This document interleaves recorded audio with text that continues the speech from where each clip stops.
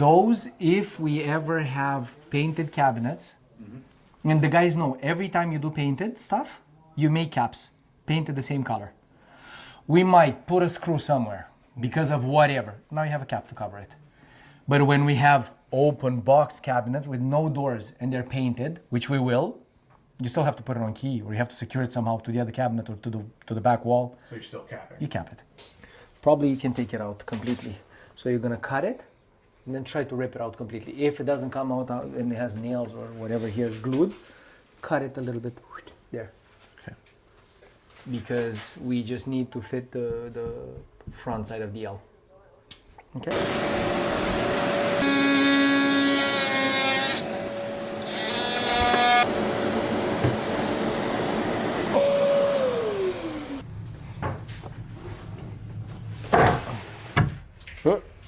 Come on.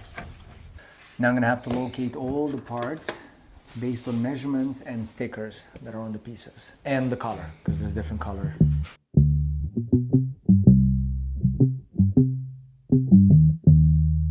So what we want on hinges, it's rare that it happens, but we want to create a habit of whenever we're using hinge screws, because we know that they're the problem makers. Every time we're using hinge screws, we're gonna put glue. And it needs to fit. See, it's a little bit tighter because you have the paint. Literally this.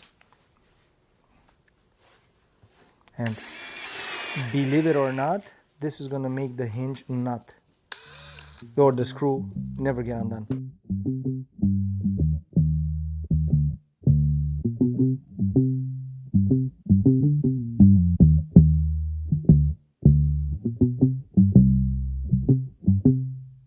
If you tell it to everybody's gonna contradict me. They're gonna be like, oh no, wood glue, what's gonna do on the screw?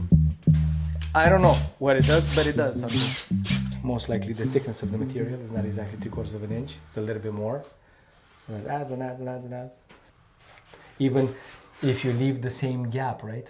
Like 1/8 of an inch here and 1/8 of an inch there, that's gonna look intentional too. No, for now I would just split that distance in two. And the way I would cut it, I would measure, because it looks like the bottom is okay-ish, but we'll see. You measure in 2-3 points, and if it's really off, then you mark it with a straight line. But just, if this is the center, go 1/16 of an inch inwards on all 4 of them. And then I would put a little bit of glue.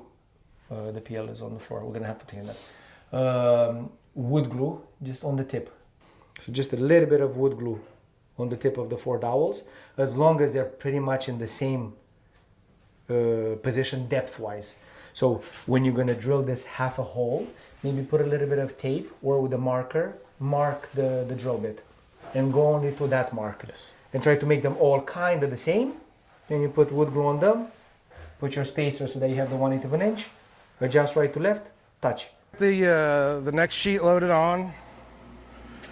So we take it off the stack, we get it onto the table, we'll give it a little flip to try to get any particulate that might be underneath it that would cause loss of vacuum out from underneath it. And then we get it flush to the table. So this is like where the edge of the program is, at the edge of the table. So you get a job, it'll come in a sheet like this. It'll have the sheet layout, it'll have the program. Take the USB, we put the USB inside of the machine, and then what we're going to do is we're going to go and do job plans. And in job plans, they have 2 folders, one for here and one for Montreal. And then we're in, these are infrastructure for the shop, so it'll be in the shop folder, lockers, and then we'll paste it in here. If there wasn't a folder, we would make a folder, paste it in there. This is where we'll load into the program from. So now that we've got that copy and pasted, we can go to the main program. What we're gonna do is we're gonna go, this icon here says control nested. And this is where we're gonna set everything up. Whenever you're referencing the table to this, it's always this. It's always to the right-hand side. When you put your stickers on, you will face the table like this. So you'll be standing here looking this way, right? It's just like standing there and looking across the table. all the stickers will go in that orientation. The goal is to optimize your scrap. Like, you would rather be left with a big piece at the end as opposed to a bunch of smaller pieces throughout the whole thing. So you're trying to maximize your sheet usage. So one will lay them all out this way, one will lay them up top to bottom. You do them both, see which one works better.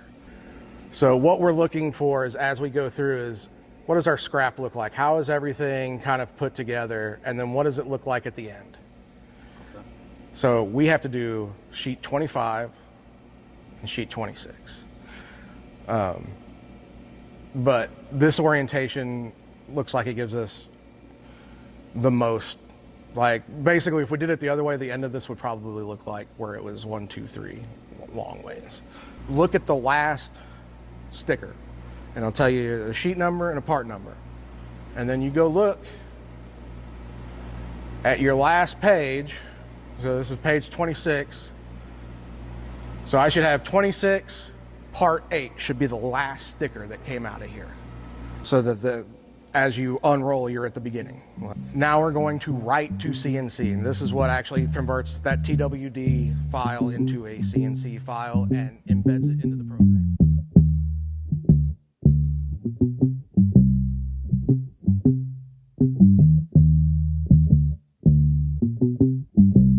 Well, obviously we learn from each other, right? When you start a new collaboration, the first project or the first couple of projects are adjustments for both us and the designer or the contractor or the client or other trades. And then as long as we are both able to understand that we have our strengths and our weaknesses, not that I have any weaknesses, but they might, is like, as long as you can reach a middle ground to address certain things, there is a path forward. And it's perfectly fine to interact with people. You understand after the first project or the first couple of projects that we're just not meant to work together.